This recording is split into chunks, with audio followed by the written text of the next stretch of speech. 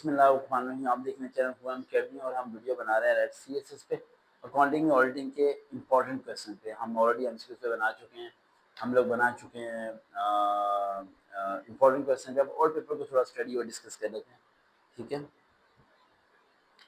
पहले ही बात ये ध्यान रखिएगा कि मैंने बताया था 20 मार्क्स के एमसीक्यूज आएंगे और 80 मार्क्स के पेपर होगा, ठीक है। और अकाउंटिंग और ऑडिटिंग को दोनों को पार्टीशन में डिवाइड कर दिया जाएगा।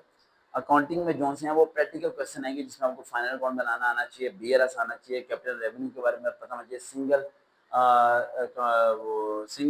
अकाउंट क्या कहते हैं वो profit and loss account, single statement वाले क्वेश्चन आपको आने चाहिए, ठीक है। कैपिटल रेवेन्यू एक्सपेंचर्स ये सब चीज़ें, शेयर एंड डिबेंचर इनकी एंट्रीज करनी आपको आनी चाहिए। भाई अगर नहीं करोगे ये किताब मत रखना, ये बला है, आपको हिला के रख देगी। और अगर आपको आती हैं तो फिर ये करें, अदरवाइज ना करें।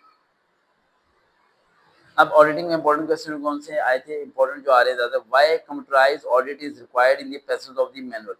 अब लोग आते हैं कंप्यूटराइज ऑडिट करते हैं, ऑडिट कराते नहीं, एक सिस्टम रख देते हैं, उसके थ्रू आप जितनी चीजें रिसीव कर रहे हैं, सेल कर रहे हैं, वो आप वाउचर पुट हो रहा है, ऑटोमेटिक हो रहा है, घर बैठे क्लिक किया आप चेक कर लेंगे कितने पैसे है, कितने पैसे गए। तो मैनुअल ऑडिट को खत्म करके कंप्यूटराइज ऑडिट को प्रेफर किया जा रहा है। इसके फायदे या नुकसान 10 आपने पहले करेक्टर्स आपने बता देने हैं, उसके बाद 10 फायदे और 10 नुकसान आपने बता देने हैं। लेकिन कॉल अटेंड कर लूँ।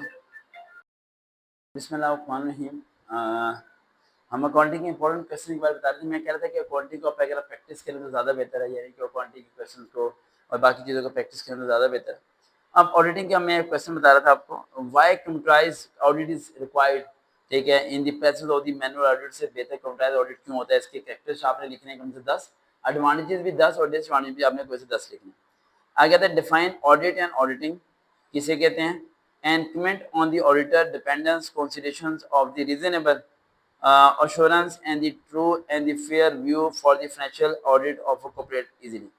किस तरह वर्क करता है ऑडिट और ऑडिटिंग में, क्या फर्क है, ये डिफाइन आपको होना चाहिए। अगर write notes on any of the two following, notes आ सकते हैं। ऑडिट मटेरियली क्या है, मिस स्टेटमेंट एंड फ्रॉड किसे कहते हैं, and test misstatement fraud का मतलब कोई स्लिप वगैरह आपको ना दिखाए, इनवॉइसेस ना दिखाए, रिकॉर्ड्स ना दे। आगे test of the control and substantive procedures क्या क्या चीजें होती हैं। आगे सेक्शन 2 आता है बिजनेस टैक्सेशन या अकाउंटिंग टैक्सेशन में आप कह सकते हैं, राइट, वो क्वेश्चन आपको दे सकता है, राइट। अच्छा जेम रखिएगा अकाउंटिंग 2 के अंदर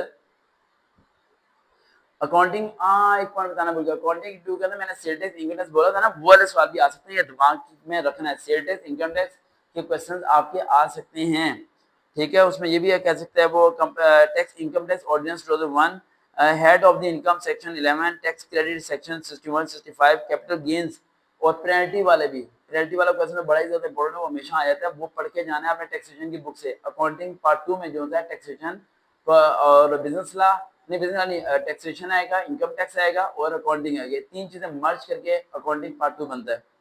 अच्छा उसके बाद आपका जो है ना वो आपको आना चाहिए इनकम स्टेटमेंट कैसे बनाते हैं, ठीक है। उसके अलावा जो है सेल रिटर्न भी आपको करना आना चाहिए। उसके बाद आपका आए थे questions, how many legal forms of the business entity exist in the Pakistan में कितने लीगल एंटिटी फॉर्म चलते हैं। उसके अलावा वो आपको क्वेश्चन दे सकता है वो average cost of the capital मालूम करें, फिक्स कॉस्ट मालूम करें, वेरिएबल कॉस्ट मालूम करें। इस तरह की आपको फॉर्मूले वाले क्वेश्चन भी आ सकते हैं प्रैक्टिकली, जो आपको सॉल्व करने आने चाहिए। बड़ा मुश्किल है, आसान नहीं है। अगर आपने अकाउंटिंग बीकॉम आईकॉम पढ़ी है और ग्रिप है, ध्यान ये किताब रखें, वरना ये दिमाग की दही कर देगी और आपको फेल कर देगी। देखते हैं चलन, हम कभी दोबारा मुलाकात होगी।